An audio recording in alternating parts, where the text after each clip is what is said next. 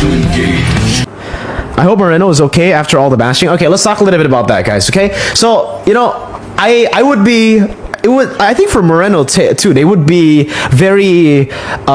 He's okay with the Doma isn't an MPL. Wait. Okay, let's talk about Moreno getting hate. Okay, guys, because if he gets hate just from the Filipinos, I think it's fine because you know he spoke a lot of shit too about mukbang and stuff, and he actually talked the talk, he walked the walk at SPS. He didn't do that in ISF, but sure, at least he did it once already, right? And again, Filipinos shit talking him. He beat the PH teams and he was the one talking shit. So I think getting hate from Philippines, completely normal. You know what's crazy? The fact that he got hate from Indonesians too. And I'm not talking ISF. ISF, okay. If he shat talk, which he did, he didn't shit talk, but he trash talked. He wasn't like as much as a Snapdragon, but he was trash talking. And yeah, if the Indonesian citizens or netizens are hating on him now, okay, I can still understand. Maybe they're like, dude, this guy's trash talking without winning a trophy. Sure, okay? But at SPS, guys, even in Snapdragon, when he was trash talking the Filipino teams, and when the Filipino teams were being sent home by him, the Indonesian netizens were still shitting on him. We're still like saying, bro, Moreno, why are you trash talking, bro? And it's like, it's so sad for Moreno. I even told him right after he lost in the grand finals. He actually told me, yo, Mirko, I don't get it. I don't get why I'm getting hate from Indonesians. I really don't. And I told him, bro, don't listen to them. Like, they are weird as fuck, bro. I want to give you guys my experience of casting in the Indo desk, okay? Luckily, maybe the Clippers can clip this and maybe like spread the word because it's getting really ridiculous. The Indonesian netizens want zero facts. I will be completely honest with you guys. I swear to God, bro. I have no idea what's going on with. I have never casted a big tournament in Indonesian. So ISF was the biggest tournament in Indonesian that I've casted in Indonesian, right? And if they don't like how I sound, if they don't like my cast, it's completely okay. Like that is your opinion, no worries. But the fact that they cannot accept facts is crazy. In the Indonesian stream, as an analyst, you need to be the most beta fucking bitch of all time. You need to sugarcoat everything you say. You can't say a team has no chance of winning the game when clearly the team has no chance of winning the game. It is ridiculous. I said Saudi Arabia against Philippines. Saudi, it's almost impossible. I didn't even say impossible. I just said it's almost impossible. And the netizens were all like, dude, this caster thinks he knows everything. The caster did blah, blah, blah. And I was just like, bro, I don't give a fuck of what they say because, again, I don't really care. But you have to be the biggest beta bitch fucking dumb fuck to not understand that shit, you know? And it's crazy. That was a big culture shock to me because in English, I would just say whatever the fuck I want. I'll just say if Onic were losing against BREN, I'm rooting for Indo. But if they have no chance to win, I will fucking say it. I'm an analyst. That's what I'm supposed to say. What do you want me to say? A miracle can happen? Jesus can come down to the land of dawn and fucking win the game for the team? What? I don't get it. Really, really horrible experience. But personally, I don't care. Unfortunately, the new casters got hit though. I think Sheffin as well got a lot of hate comments, and I don't know, man. It's ridiculous. I'm pretty ashamed of that shit. I just got here and Mirko's already angry. I'm not angry, guys, because I personally don't care. I'm an English caster anyways. I don't need to deal with the stupid shit that most of the casters in Indo side, the new casters, because the casters that they respect, they don't have problem with.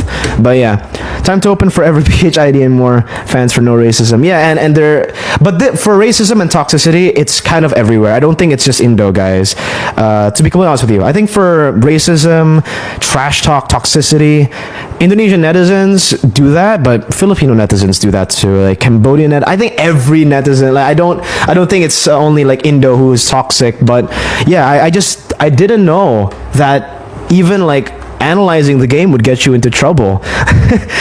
Yeah, toxicity is fine, but really not able to accept facts? Like what? Bro, 10,000 gold lead, 3 base turrets down in the 12th minute of the game. You think it's winnable? Yeah, it's winnable if maybe the enemy team loses all their fucking fingers while they're playing the game. You know what I'm trying to say? It's not like a tier 2, tier 3 team where they can actually just, come back that way. I don't get it. It really. As an analyst, am I supposed to bullshit my way into games? Am I supposed to just like sugarcoat and say, oh, no, there's always a chance. They might be 15,000 gold behind in the first 5 minutes of the game, and they might not have any players who can play the game. But there's a chance. They can still pray. It's ridiculous. Indo era 2-month trial card. Hey! No, the Indo era is still, there's a chance, okay? There's a chance. Remember, guys, okay, so see, there's so many double standards from everyone. From Indonesian netizens, but also PH netizens. Because last year, when Indo won ISF, everybody said PH era is over, but the Filipinos were like, no, the ISF doesn't matter. And then now the Philippines wins, it's like, oh no, Indo era is over. So, hey, I don't even know what ISF is anymore, because the Filipino people, the Filipinos back then, last year, were saying ISF doesn't matter. And then this year, Indonesians are saying, no, it doesn't matter. ISF doesn't matter anymore.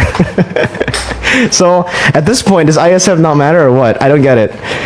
Yeah, I mean, a win's a win though, like, for real. Congratulations to the Philippines though for winning that, because BREN, AP BREN, Cebol, really popped off. I don't think that's something that you can really debate. Dude, how about +1 rule? Okay, yeah, this is a good one. +1 rule is definitely a thing that we can talk about here, guys. So I actually contacted Moonton as well about the whole +1 situation, because it was really strange for me too. I asked right after I finished casting day number 3, the day before Grand Finals, because I wanted to know too. I casted in ISF 2022 in Bali. And yeah, I also heard about the +1 rule a day before the Grand Finals. And apparently it was in the rule book of ISF 2022 Bali all the way from the start. I didn't know that. We don't get briefed on that, but I asked Moonton, I was like, so is this rule from Moonton, or is this rule like a thing, or what? Like, what's going on here? And apparently it's ISF, guys. So the people who are already saying that Moonton is biased, etc., blah blah, no, it wasn't a rule that was placed down by Moonton. It's actually ISF and their own rules, their own regulations. So it wasn't Moonton.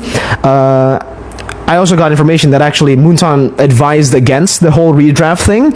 So, yeah, but I will have to say that based on the rule book, guys, okay? ISF 2022 Bali, let's talk about that first. The whole +1 rule wasn't just for Mobile Legends Bang Bang.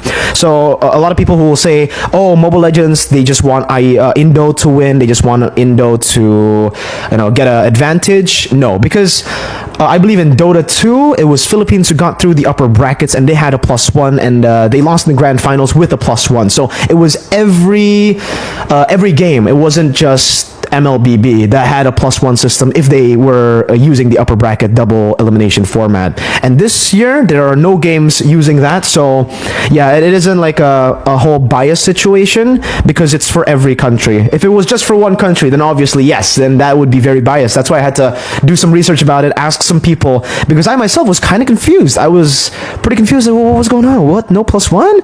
But yeah, I think for Mobile Legends specifically, especially for the redraft thing, I think Moonton needs to try to like make standardized rules for Mobile Legends, so that if any third-party tournament wants to like host an MLBB event, they at least have like they know what to do, because the whole redraft situation was very controversial. I agree, that was very, very interesting. And I think if Moonton like makes a standardized rule where they can like share it with everyone, then organizers can just pick it up. It would be good. It will be better. I think it will be. Yeah, I don't know how it will work, the whole standardized thing, but yeah. What do you guys think? Do you guys agree with that?